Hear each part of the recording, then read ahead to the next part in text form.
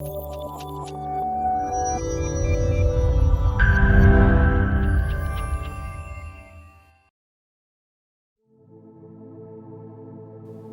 Lord said to Moses and Aaron, "Speak to the Israelites and say to them, when any man has an unusual bodily discharge, such a discharge is unclean.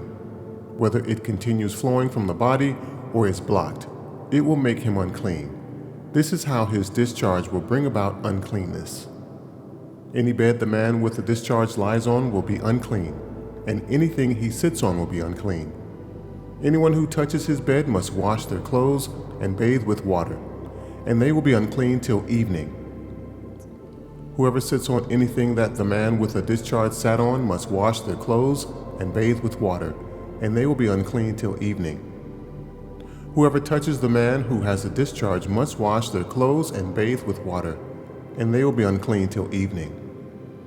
If the man with the discharge spits on anyone who is clean, they must wash their clothes and bathe with water, and they will be unclean till evening. Everything the man sits on when riding will be unclean, and whoever touches any of the things that were under him will be unclean till evening. Whoever picks up those things must wash their clothes and bathe with water, and they will be unclean till evening. Anyone the man with a discharge touches without rinsing his hands with water must wash their clothes and bathe with water, and they will be unclean till evening. A clay pot that the man touches must be broken, and any wooden article is to be rinsed with water. When a man is cleansed from his discharge, he is to count off 7 days for his ceremonial cleansing.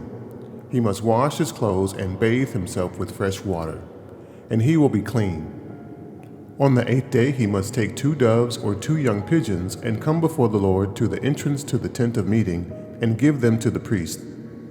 The priest is to sacrifice them, the one for a sin offering and the other for a burnt offering. In this way he will make atonement before the Lord for the man because of his discharge. When a man has an emission of semen, he must bathe his whole body with water, and he will be unclean till evening. Any clothing or leather that has semen on it must be washed with water, and it will be unclean till evening. When a man has sexual relations with a woman and there is an emission of semen, both of them must bathe with water, and they will be unclean till evening. When a woman has her regular flow of blood, the impurity of her monthly period will last 7 days, and anyone who touches her will be unclean till evening. Anything she lies on during her period will be unclean, and anything she sits on will be unclean. Anyone who touches her bed will be unclean. They must wash their clothes and bathe with water, and they will be unclean till evening. Anyone who touches anything she sits on will be unclean. They must wash their clothes and bathe with water, and they will be unclean till evening.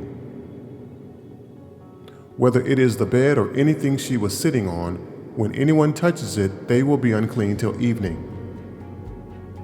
If a man has sexual relations with her and her monthly flow touches him, he will be unclean for 7 days. Any bed he lies on will be unclean.